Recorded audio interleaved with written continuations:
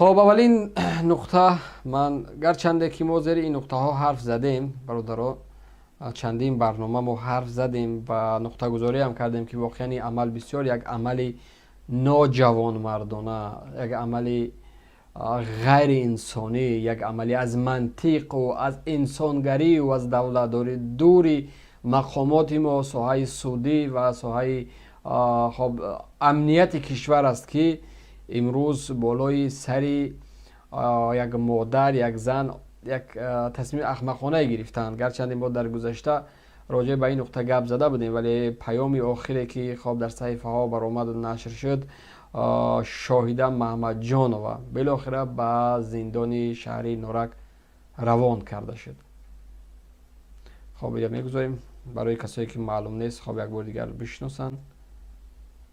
این شاهده محمد جانова با زندان نورک انتقال یافت. اگر که ندانید این مادری برادر عبدالرحمن 09 یعنی که شیرزاد محمد جانova است که در صفحه فیسبوک و یوتیوب و اینستاگرام با نام عبدالرحمن 09 همگی میدونین و خب آبونچی و اینکه پس پیچیدگی زیاد هم دارد.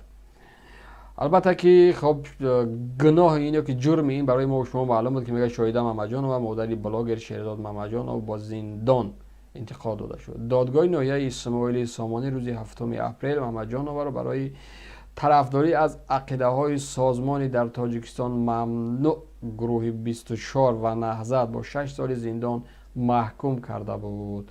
وکیل دفاع از حکم ناراضی کرد، اما خود شاهده محمد جانova از شکایت کردن به زینه‌های بالایی خودداری میکنه. به خاطری که دیگر در گذشته هر کسی که شکایت کرد به مانند زید سعید و به مانند شرکت امید 88 به مانند خواب دیگر افرادی که زندانی کردند تا امروز در زندان است و یک گروه از خواب خداوند شهادتشون قبول بکنه از دنیا گذشته و مثل اینها تاریخ 10 ساله رژیم رحمانوف برای ما و شما نشان داد که دادگاه بالایی هیچگاه به رأی این ملت به نام برای این ملت برای مردم کار نکرده است و نخواهد کرد و هر آخرین تصمیم در دست یک عائله هست که خب کنترل این نظام در دستش است.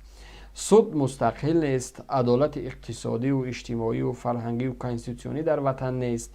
خب تصمیم گیرنده یک گروه خیلی خرد است که اون هم ربط دارد به یک عائله است، وگرنه در دیگر کشورهایی که ما و شما میدونیم، فرض کردیم کشور آلمان دادگاه خیلی مستقل است و دیگر کشورهای اروپایی که امریکا سود بسیار مستقل است و در تاجیکستان هم اگر 3 شاخه باشد یک از شاخه سودی است، شاخه سودی است که باید مستقل باشد، ولی متاسفانه لبیک گفته زیر برنامه های بعضی ها و به خاطر منفیت یک گروه کار میکنه که منافع ملی در درجه بالا میسته.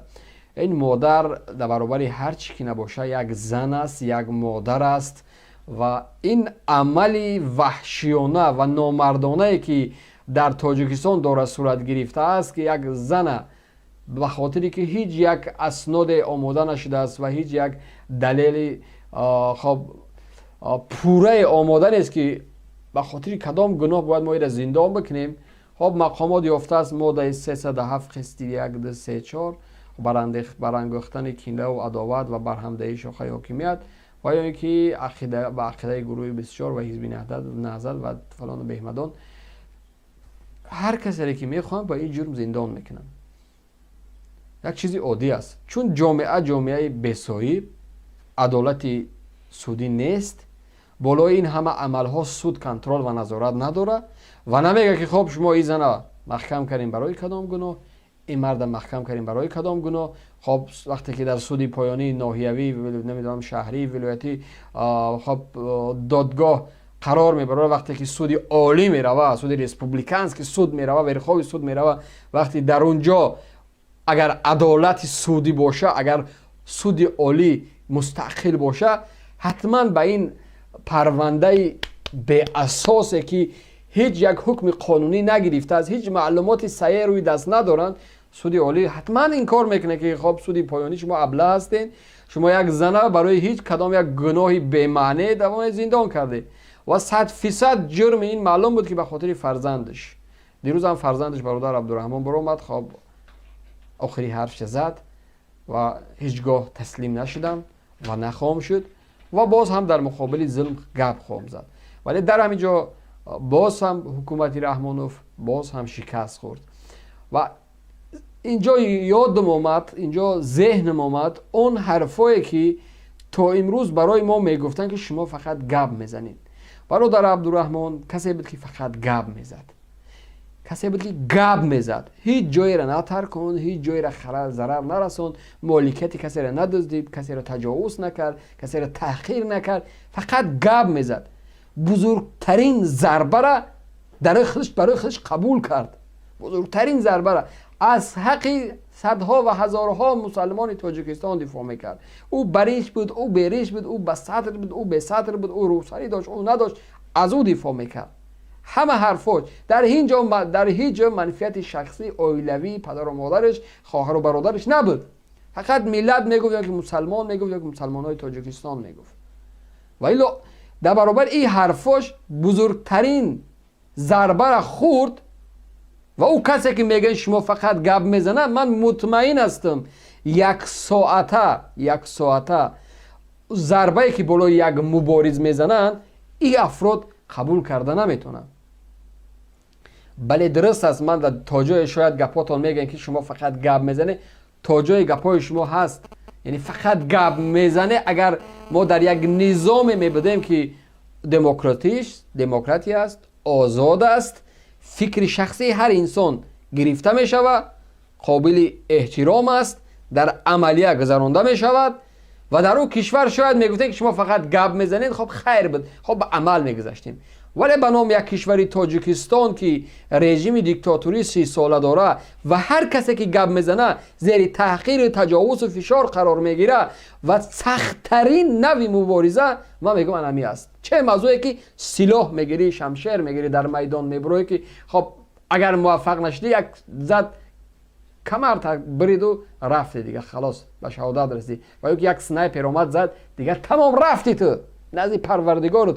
ولی گپ زدن اینقدر سخت است در راه مبارزه به مقابل رحمانوف که هزارها فشار دارد، فشار روحی، فشار عائلوی، فشار نمیدونم اقتصادی، ده ها فشار بالا یک مبارز میبیو. میفهمین؟ بالا یک مبارز مطمئن باشین که چقدر فشارهای بزرگ میبیو، خصوصا در قضیه پدر و مادر، خواهر و برادر و اون خویش و اقربا نزدیکایی که داری. اگر کسایی که زن و فرزندشون در وطن است، چقدر این حکومت نامرد است که به اندازه که شما یک سینام نامرد وقتی نگاه میکنه که نامرد یعنی چی، به اندازه اونا نامرد هستن که از او عباره نامردتر. فرض کردیم نامرد، شما فکر میکنید که خب سینونیمی همین نامرد یعنی چی؟ شما نامرد میمانند مستقیما خب نظر میکنید نامرد یعنی چی؟ میبینید یک نفری که ظلم میکنه، یک نفری که بسیار بدبخت است، تجاوزکار است، نامرد است دیگه، نه کیدت میکنه و مالکیت هم میخره، فرار میکنه. اگر همین را شما نامرد میگین، رژیم امروزه رحمانوف البته یک گروه از این دیده بدتر هستند. من نمیدونم، ما برای این عباره باید یک عباره جدید باید ما در الفاظ تاجیکی پیاده بکنیم که نامرد دیده که چیزی خیرتر از ایو دیده. واقعا من نمیدونم، با یک عنوان دیگر ما باید دیده یک در زبان تاجیکی باید داخل بکنیم که بعد از نامرد با چه عباره از این بدتر است که ما نام او را بگذاریم، که دو چند شدیدتر باشه که در برابر شنیدن او باید حس بکنه که در پیش نظر تو یک انسان خیلی بدبخت، خیلی گناهگار، خیلی ابله، خیلی نامرد، خیلی ناجوانمرد است که از نامرد دیده بدتر است.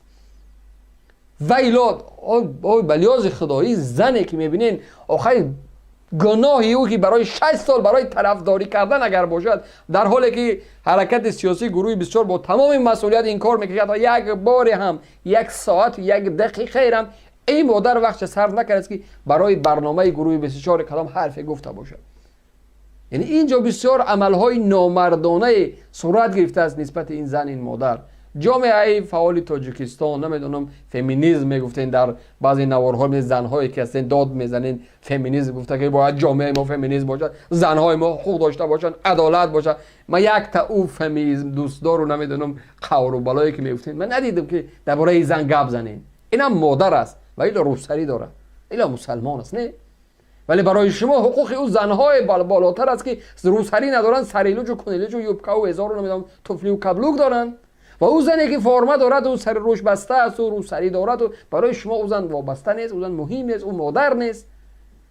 هزارها گفته هایی است که در بعض جامعه ببینید قدر پافشاری میکنه که خب باید حقوق زن در درجه بالا باشه و ایلا باشه. ولی درست است، خدا همین چیزا میگه، انسانیت همین چیزا میگه. ولی وقتی که میبینین یک زنی که روسری داره نه حقوق داره نه قدر داره، نه از عضو او جامعه شهروندی است، جامعه نمیدونم دینی است، هر کسی که نباشه، وقتی حرف نمیزنین وای به حالتون. پس نکنین اون دعواهای پوچو به معنی که برای یک گروه فمینیست گفته دور میزنن، برای یک گروه دیگر، برای یک انسانهای بیگناه زندهشون میکن، خاموشی دهن خاموش کردین گشتین. نه، گربدیل ذوقی نداری، سینه جنبانی چیز بود وقتی که در همون هدف استوار نیستین، وقتی که واقعا از حق یک زن دفاع کردن نمیتونین، خب اساس نداره او کارها و عملهای شما. باید عادلانه، باید وقتی داخل یک برنامه میشی باید مردانه داخل شوی، قدم ها تا باید استوار بمونی، نگاه نکنی که او زن روسری داره که نداره.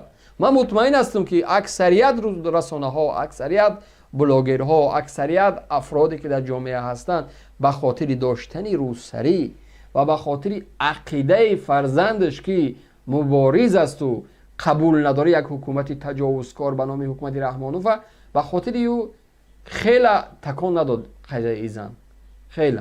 و ایلا اگر یک زنی کنیچ دیگر میشد، من مطمئن هستم که براش یک صنعتکار میشد، اگر یک حافظ میشد، من مطمئن هستم که چقدر میدویدین و چقدر مینویسین و صحیفه ها پر از میشد و یادداشت ها و گریه ها و خواب مبارزه هاتون و فلان و بهمدان گفتن میمردین.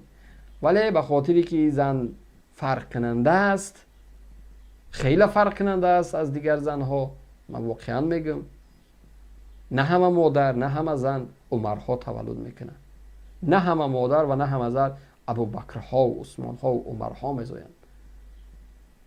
یعنی آسان نیست تربیت کردن جوانی که هیچگاه در مقابل ظالم سرخم نمیکنه. نه همه مادر ایچونی فرزند تربیت میکنه. ولی اگر ما عباره مادر را بگیریم یا داشتهای مادر را بگیریم، خب وقتی که اگر کودک میشیدین و فهمیش که امروز دارین، خداوند اگر برای شما در زمان روز اول تولد براتون میداد، اگر آرمان های مادر را گوش میکردین، اولین نیتی که مادر بعد از تولد کردن فرزند تو دستش میگیره چی میگه؟ چی میگه؟ پروردگارا برای من یک فرزند صالحه، پروردگار این فرزندی که برای من دادی خب عادل و عاقل باشد، خدمتگار، خادم مردم باشد، خدمتگار مردم باشد، از او فرزندانی نباشه که دست به تقلب و دست به قتل و دست به فحشا و دست به دزدی میزنه. یعنی نیت هر یک مادر است که مادر وقتی که فرزند تولد میکنه، البته ان همون آرمان هایی که در دلش داره میخواد فرزند چه ببینه، اما آرمان میکنه. ولی وقتی که فرزندش به خاطر این همون آرمان های مادر کمر میبنده، در میدان مبارزه بلند میشه، تمام آخ کنی و توف کنی و از گناهات میبخشم تو، اگر که از راهت نگردی فلان و بهمدان کنی سر میشه. هیچ ما در تاریخ چند ساله دیدیم ده ها برادرها برآمدن که برادر خب مادر میگه من تو دیگه رو میگردم، پدرم است رو میگردم فلان بهمدان، من چیکار بکنم؟